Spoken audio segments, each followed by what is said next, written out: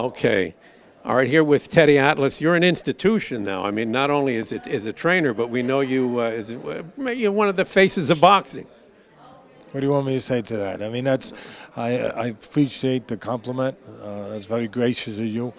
But I'm just myself, a person that has been committed to one thing for over 40 years, the sport of boxing, besides my family and my friends. But as far as professionally, yeah, I've been in the sport a long time, and I respect the sport, and I've always appreciated what the sport and what the fans of the sport have allowed me to do.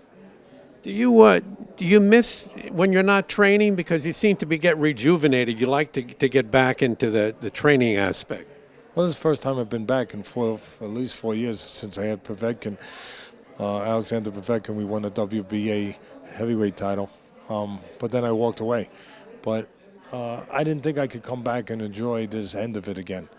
But when you're with a good human being, not just a good fighter, but a good human being, which Timothy Bradley is, you can enjoy it again. And I wouldn't come back if he didn't have if he didn't have those qualities as a person. I wouldn't have bothered coming back to this end of it, because it's a difficult end. Doing this stuff with this microphone.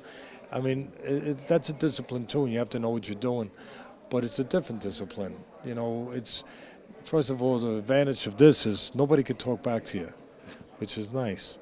And you don't have to be invested in who wins. You just have to talk to the audience and hopefully help them enjoy the broadcast and add some things to that broadcast. But you don't have to be invested in your heart and soul of who's going to win. Now I do again.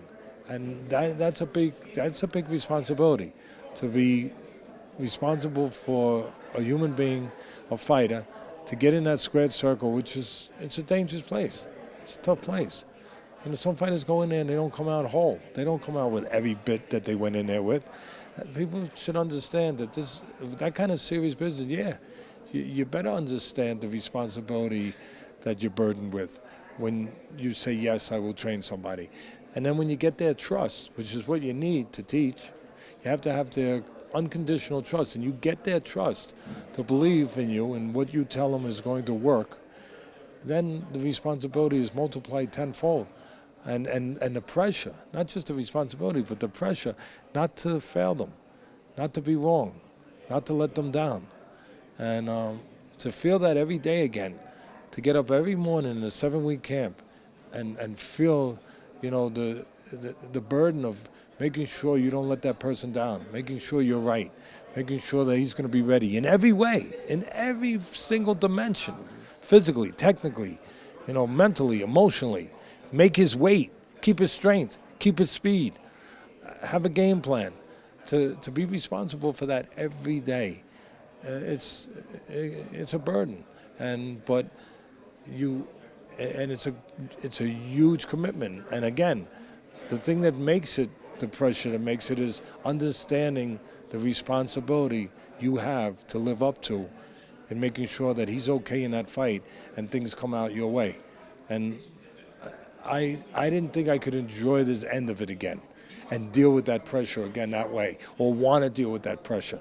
But being around Timothy and the kind of person that he is, I was wrong. I've enjoyed it. When you're looking at boxing, I mean, you're there every week for America, or for the people interested in the sport. Do you think that the trainers today have the commitment that you bring to it? I mean, and you're like, I look at it as you're an old school. Yeah, well, listen, some of them do. They're the ones that, that have success, or have the most success. Some of them don't. They're the ones who have more sporadic, maybe, with their success. Maybe they get one guy, but they're not able to be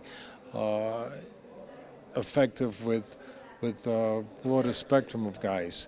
They can't affect everyone that they get involved with, but maybe only one guy. But the ones that affect more than one guy and able to get the results with more than one guy, they're the better guys. They're the ones that are committed and obviously also knowledgeable, to the level that they need to be. This business, one funny thing about this business, greatest sport in the world, around more than baseball, longer than baseball, but it allows sometimes people to walk into this sport as a trainer. It's a manager too, but on any level. But we're talking about a trainer, to walk in with without proper apprenticeship, without proper background, to just walk in if they can get the ear of a fighter.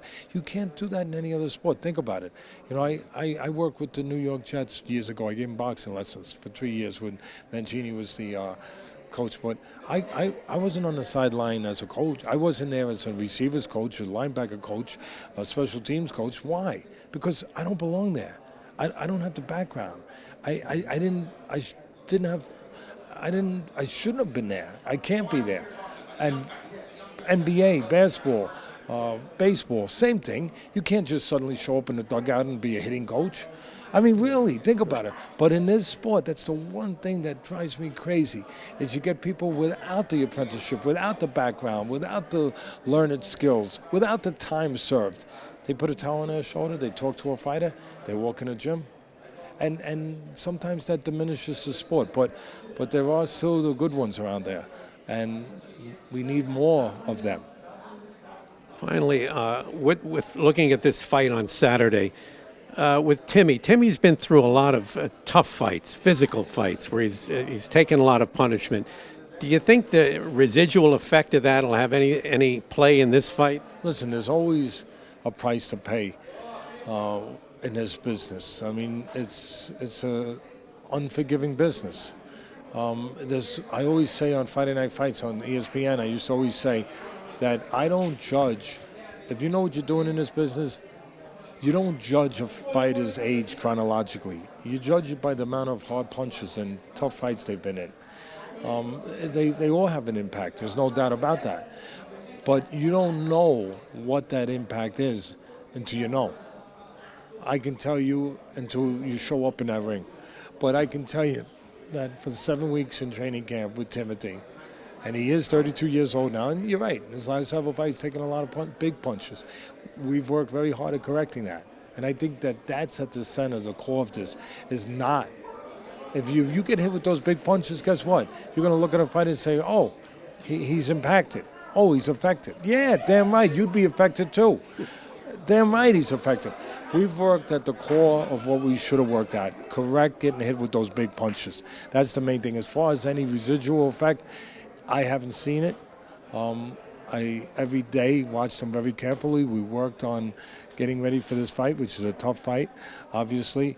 And I've seen a fighter that has done everything that you would want to see a top, not just a tough guy, a top-notch professional do. Well, I appreciate you taking the time, and we're going to send you in to be an ambassador. You're the ambassador for boxing now. Maybe we'll get you in the State Department or something. Hey, politics, they're too corrupt, those politicians. They're like the WBA, the WBC, the IBF, and all those other ones. I don't need to be around any of them. I've seen enough of that stuff in boxing. I don't need to go into a political realm to see more of it. Those people, there's a few honest ones, but for the most part, they are not. Politicians are not what they're supposed to be. They don't look out for the people, and that's what they're supposed to do. Well, you're looking out for your fighter, and we appreciate it. Thank you. Thank you. Thank you.